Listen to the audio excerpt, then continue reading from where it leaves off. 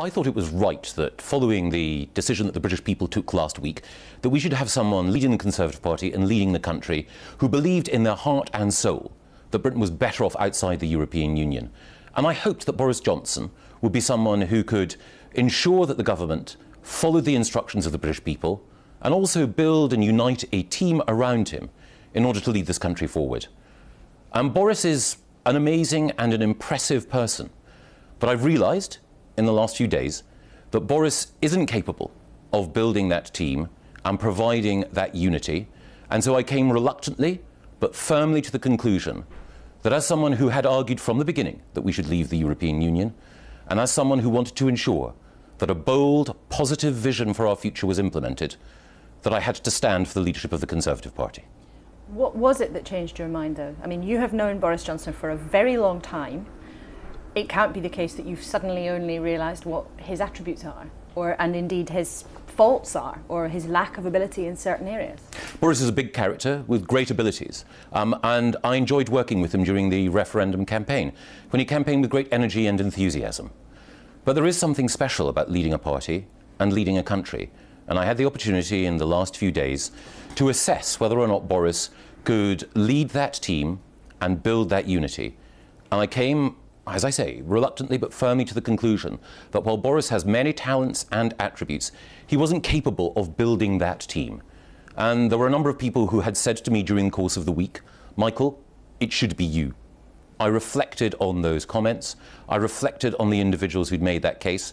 And I came last night, as I say, with a degree of hesitation, but ultimately believing that this was absolutely the right thing to do. I came to the conclusion that it was necessary to put myself forward. We need, leading the Conservative Party and the country at the moment, someone with experience at the highest reaches of government. We need someone who believes in the British people's verdict that they delivered last week. We need someone who can appeal to and unite individuals who argued that we should leave and who also believed that we should remain in the European Union.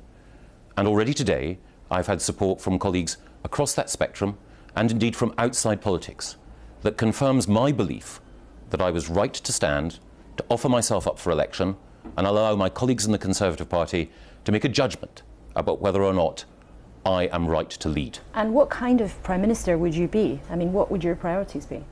I would want to be captain of a strong team. The first thing to do is to recognise that we need to draw on all the talents that the Conservative Party has. Indeed, we need to draw on all the talents in the country. I want to lead a government in which people with wise heads and generous hearts work together in order to ensure that the decision that the British people made on the European Union is honoured.